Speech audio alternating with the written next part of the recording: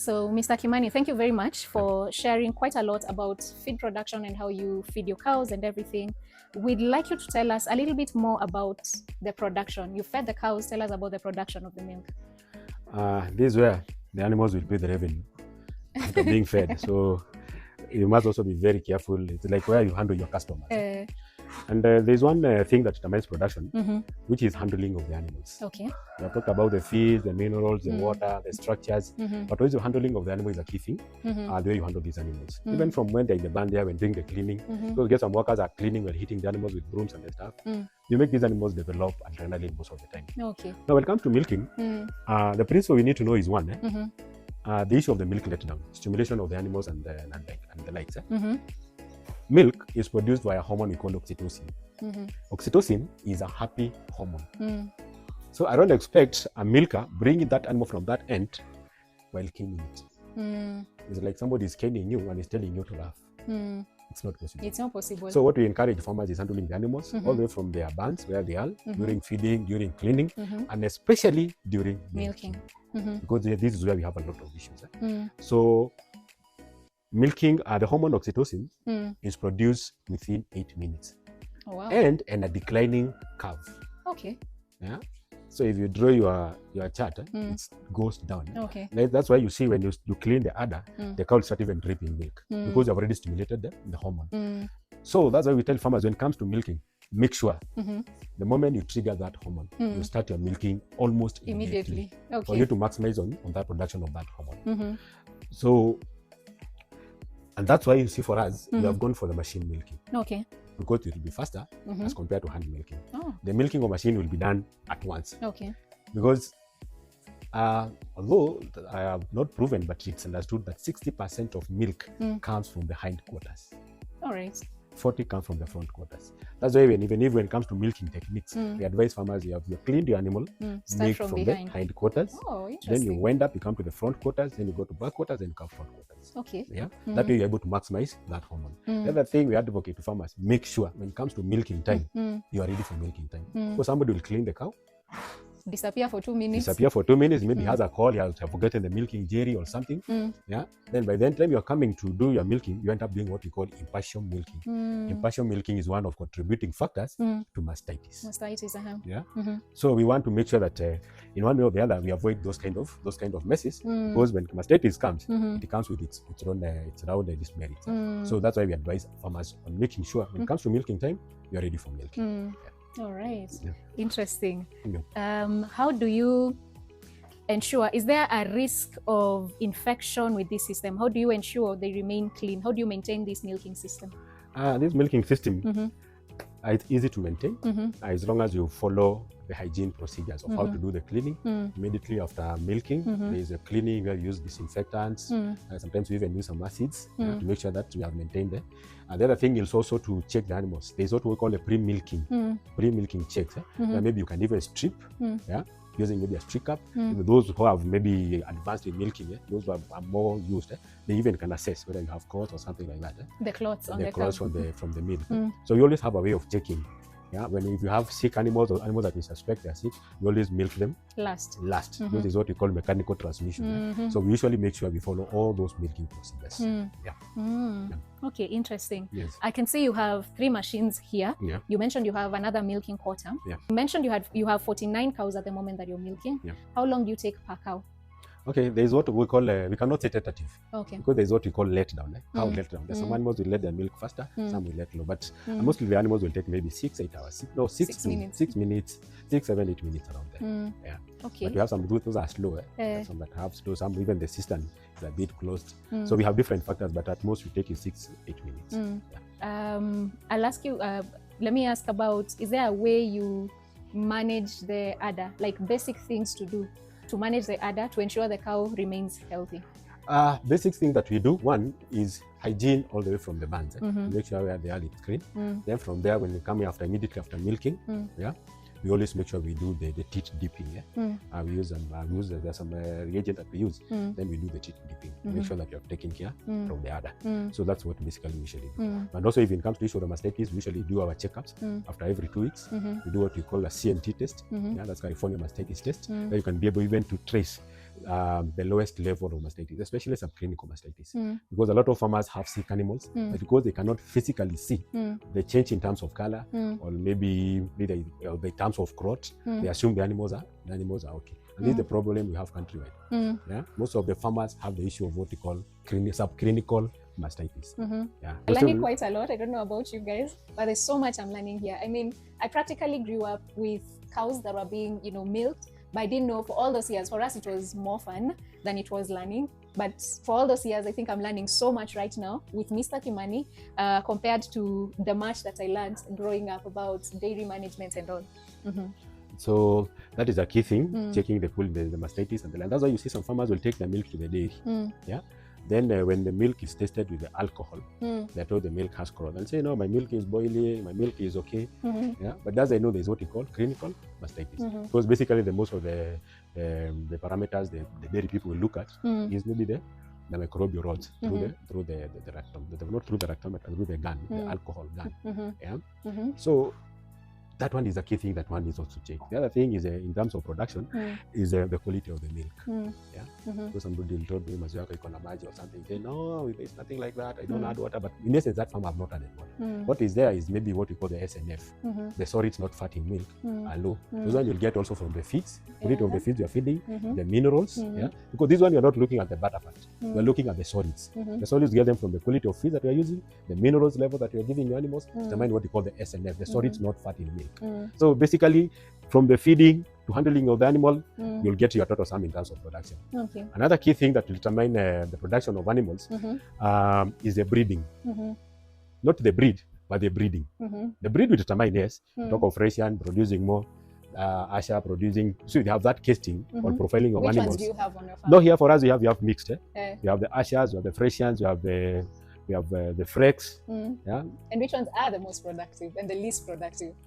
For me, okay, I usually tell these, and people think I'm working it from a different angle. Somebody will tell you a Frisian will do more than an Asha. But for me, I don't believe in that. I believe in management.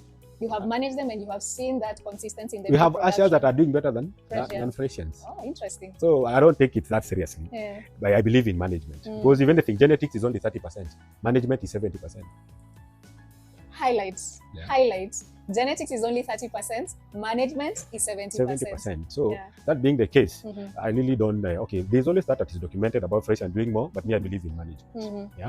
So the other thing is the breeding time. How do you breed? What time do you breed the animal? Remember, there is what you call a lactation gestation curve. If an animal calves down, the first 1 month, that is 4 weeks, the animal is recovering. So the calf is growing up, but slowly it's recovering. Now, after 1 month, the animal have recovered. Then the calf will grow around 60, that is around 8 weeks. The animal is at its peak of production. Then it just go with that calf. By the time it's 90 days, that is 12 weeks, the production curve will start going down. Okay. So 90 days, and that is when you're also beginning to wean the cows. Beginning to wean the cows. These animals are meant for production for the cows. Okay. So it's true. So it's ready to conceive. And in fact, we breed these animals at the right time to breed is between around 55 to 70 days. But we usually say you should not go beyond 90 days. When you say breeding, is that insemination? Inseminations, whichever model, either it's bull or AI or whichever, should not go beyond 90 days. Okay. When it still has a baby calf. No, we don't have the human in me saying no. cows. We don't have family planning for cows. Cows must calve down every year. Wow, interesting. They grow old, you have a new stock, you do the culling, then you remain with the calves, which I believe they are better than the mothers. Oh, really? Yeah. Interesting question. I need to ask at this point. Remind us, Mr. Kimani, at what point, at what age do you ideally first breed the cow? And for how long will you breed it before it retires? Before it retires. And what do you do with it after it retires? Okay, fine. Let me finish the breed part, then we'll discuss about that. Holding on to that. In a different whatever. So what's there? This calf, we have said there is a 4 weeks, first 4 weeks for recovery, then the animal is ready to do production. It goes to its peak at 60, at 90, the calves start going down. By that time the calf is starting going down, that animal must be in calf, must be served. Bowl must be already served. Okay. Because the calf will still go down. It's a natural calf in an animal. Yeah. So most of the farmers, their animals are 6, 7, 8, even 1 year, and they are empty. Those people are not in dairy production because the calf is already going down, and the animal is empty. Yeah, we want the calf to go down while the animal is in calf. So you'll get most of the farmers, if you draw your calf, you'll get most of them are on the declining in terms of production, and the animals are empty. That one determines production. So what are large farmers? Let's make sure animals are bred at the right time. By 90 days, your animal is already served. That way you are certain that this animal will be able to keep you in production. To the farmers out there, make sure your cow is not running on empty. If you know, you know. Yeah, so that one is another thing that we'll also factor. Mr. Kimani, you have talked about making your cow happy. You don't mistreat a cow and expect it to produce milk for you. Quick question. How do you make your cows happy? No, for us, is handling. And we also have a music system that plays them. You can see the speakers. You can see the speakers there. The whole thing is wired in all the compounds all over. So sometimes we put music just to soothe them. Oh, cows love music. Yeah, they love music. What's their favorite music? A cool environment is good, just like human being. Yeah, you just need to listen to cool music. Have you ever heard the song? Because I'm happy. Thinking. Yeah, they also like cool music, especially when they're dust down, they have already taken feeds. Yeah, so you get them now, they're dust. You can see like this band. See, they are 100% of them. They're all like. Okay. Yeah. Who made that discovery? The music discovery. I think that's people coming in an innovative way. That's how to, like, in human beings, how music cools you down. I think it was reciprocated now then to the animals. Them being cool, being in a cool environment, cool music, I get production out of it. So are you saying, Mr. Kimani, I just want to confirm that theory. Comparing to when, is there a time when there was no music? And then afterwards you put music? What was the production? Because you also know it to incite farmers. No. What's there? Okay, somebody might not realize it. But I can tell you significantly, you can see some bit of improvement in animals. Being one of the factors. Remember, it's one of the factors. Yeah, you have other factors. You can put the music, and your feeding regime is not right. You can put the music, and you bring those animals, hitting them all the way from the shade to the milking parlor. You can put the music, and your animal is in the other calves that we have talked about. So a lot of other factors are determined, but music plays a role in all those other factors. Okay, so make sure your cow is happy all the way, from when you're preparing the feeds to how you're giving it the feeds, to how you're treating it, and make sure it's not running on empty. It's full, always full. Again, if you know, you know. Thank you very much. So you've talked about breeding. I'm curious to learn more about the dry cows. Can you shed a little bit more light about them?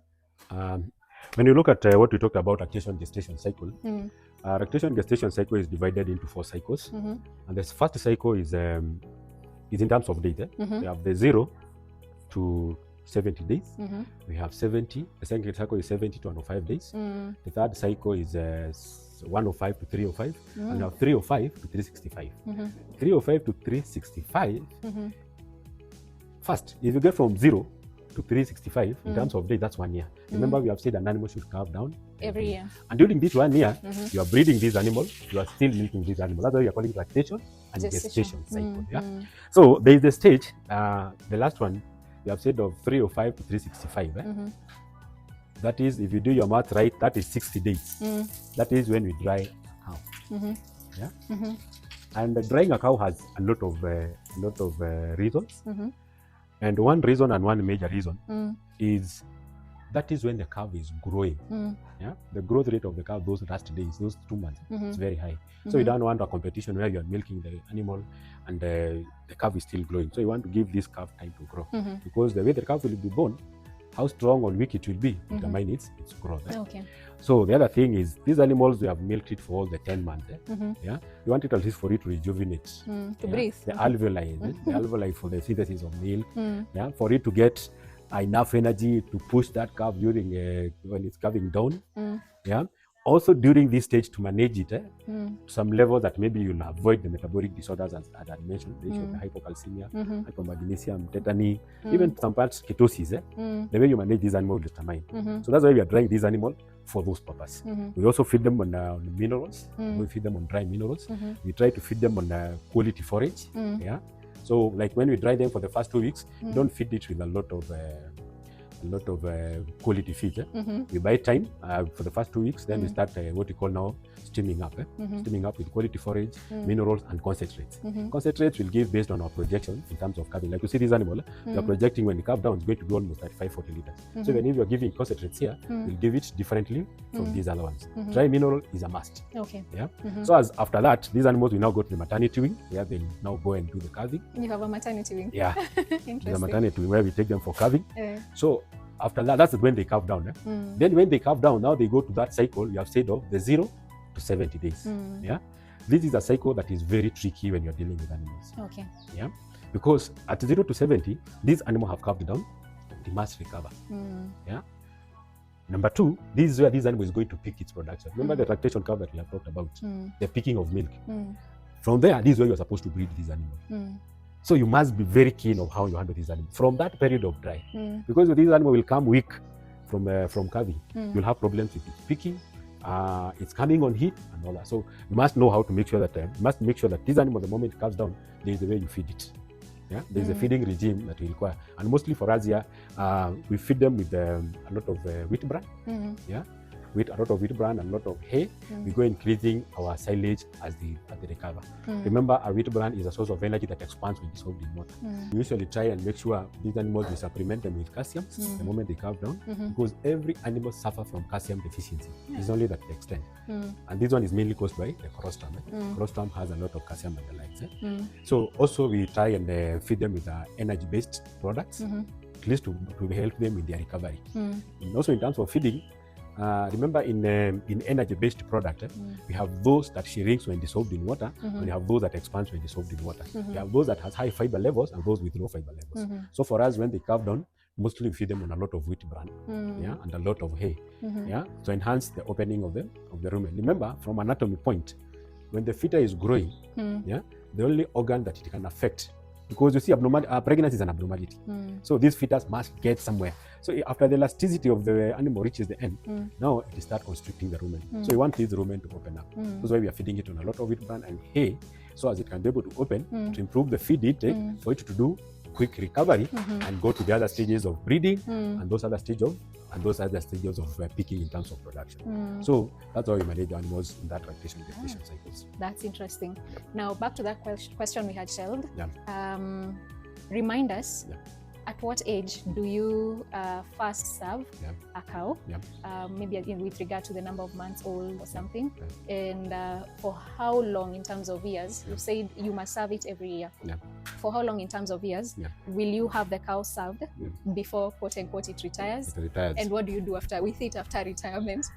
Mostly calves. When it comes to breeding, a calf will come all the way from milk. There is management at that level. It will come to the winner, it will come all that.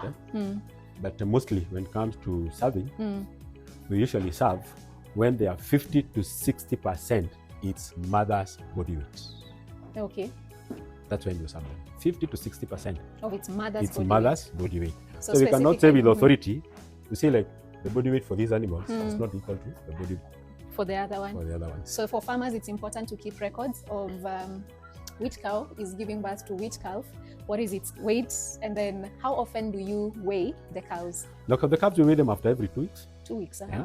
We get the birth weight. From the birth weight, after every 2 weeks, we weigh them using the weighing band. Then we get an average. Usually aim at getting between a minimum of 400 grams per day to almost 1,000 grams per day.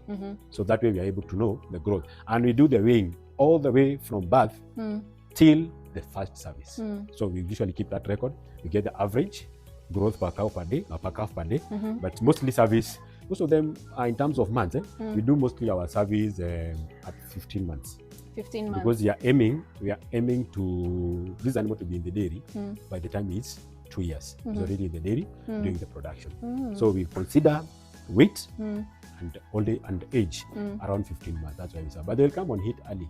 Yeah. Remember the puberty of a cow is 6 months. Oh, 6. So that's where the maturity, the puberty. From there we only wait for the age. So some can attain even at 1 year and we still serve them. But we try to at least to average at 15 months. 15 months. What would happen if you serve a calf for the first time when it's less than 60% of the mother's weight? Which risks are there? One, maybe the animal have not, you'll have problem with the calvings, because maybe the body had not opened well. And also even production, maybe the mammary glands are not fully developed. You might have those kind of problems. Okay. But if it had attained the mothers, the half of that, the 50-60%, you mostly don't get a lot of issues. Yeah. Great. There's something interesting I'm noticing, and I just must ask, Yeah. have you cut the tails? Yeah, we usually trim, not cutting. Okay, we trim to avoid the dust. You see, like leaves a tail. If it could be touching this dung, Okay. then it will sing, it will get the animals are dirty. So No just wonder. a matter of hygiene. Yeah, just a matter of hygiene. Other So than- we usually trim. You'll go to some places where they do even the docking. They'll cut the tails up to this point. So, but for us, we only trim. Yeah. Okay. Yeah. Sawa. That's important. Your cows are pretty clean. I don't know whether you can see this, but there's a white one over here. Yeah. And it's really pretty white. I couldn't help but notice how clean it is. In dairy, there is what we call investing in preventives than curatives. Yes, prevention Hygiene- is always better than cure, they Hygiene say. is one of them. Hygiene is one of them. It's one of the preventive measures, among others. The issue of the biosafeties is also a way of preventive measures. So how you the environment that you produce your food, Yeah, the feed for them. Yeah, even the biosafeties, you see, we have the food pads. Yes. We have things like vaccination programs where you vaccinate animals. It's a way of preventing. Hygiene, even in handling, we are talking about the milking. Yeah, you see, those are the things that, like things like what you call application of things like magnets to the animals. Yeah, so we have a lot of ways of doing preventive measures. Hygiene is one of the main ways of preventing, of doing a preventive measures. Yeah. Share more about, there's just a way this place is constructed, the bands are constructed. There's an inclination, a slight slope to it, and a very, kind of, for lack of a better word, gutter or receiving gutter. And I can see when, like, urine drains into it. Can you talk a little bit more about that band construction to try and manage the hygiene? If you look at this band, a band is always divided into 3 areas. One, we have the sleeping area. This one, we call it the sun area. The sun area. The sun area, yeah. And we have the troughs. Those are 3 components of a trough. The sleeping area, for us here, we do like 3.5 feet by 8. Okay. Yeah. The slope there, we do it at 5% slope. Yeah, because we must drain whatever is coming from that end. Then you can see this tunnel here. Yeah, we have not put it just immediately here. Yes. Why? Because when these cows lie down, yeah, they'll soil themselves if the urine is passing just next here. That's why we have brought this tunnel here. Yeah. There's also this another slope. Yes. Yeah, from the trough to this fallow here. This one is at a slope of 10%. Okay. So the sleeping area, the slope is 5%. It's 5%. From the trough to the furrow, it's 10%. Okay. Yeah. Then this one from this point to this point, we usually put between 10 to 12 feet. Yeah, depending with the area, the leader. From the sleeping area to the trough here, this one area is 10 to 12 feet. Okay. Yeah. Then we have the trough. Yeah. The trough, the outer measurement is 3 feet. Yeah. Then the inner is around 2 feet. Okay. Yeah. So the corridor in between is 3 feet. The inner one is 2. It's 2. The inner one is 2. Yeah. So there is always the measurement for this one is always 1.5 feet. For the cows to go in. Yeah, for the cows to go in. Then there is this height here. Because some people will build these troughs when they are very low. Then you'll get the animals having frictions here. And the next thing you get is hematoma or edema. So you must have the right height here, which is 1.5 meters. Yeah, here. Okay. And also the trough. Sometimes the troughs are not that deep. Yeah. Be on this angle should be between 8 inches and 1 feet. Okay. Inner here. Yeah, for the cow to be able to feed everything in the trough. Okay. Yeah. All right. So those are the basics, and also the watering point. You can see how the watering point out at the end. And we usually say in a common unit, at least 10 animals should have one close watering point. Yeah. Okay. 10 animals. You can see this band is for 9 animals. 9, they have one watering point. And the watering point is smaller compared to the feeding point because animals cannot fight for water. They can only fight for water. Unless you have staffed them. That's when you can put water and they can't fight for water. So at any given time, you'll get only one animal can be able to take water. Okay. But for the trough, they can feed all of them at the same time. Right. That's why you see the trough is smaller. The water trough is smaller as compared to the feeding trough. Trough. Oh, that's interesting to know. Quick question. Is there a particular reason why the slope here is at a 10% inclination and the other side it's 5%? That is sleeping area. Is more a standing area while they are feeding. Yeah. Okay. Yeah. So the sleeping area needs to be a little bit flat. A bit flat. This one they is supposed to be even cleaning. When the workers are cleaning, they expect to have a lot of dirt at this point compared to the sleeping area. Okay, that's really important. Yeah. And how often would you recommend that the bands be cleaned as a way of maintaining good hygiene? For us here, we clean twice, a day? early in the morning and late in the evening. It really determines the cleaning times is how you will manage your waste. Okay. Thank you very much for explaining that.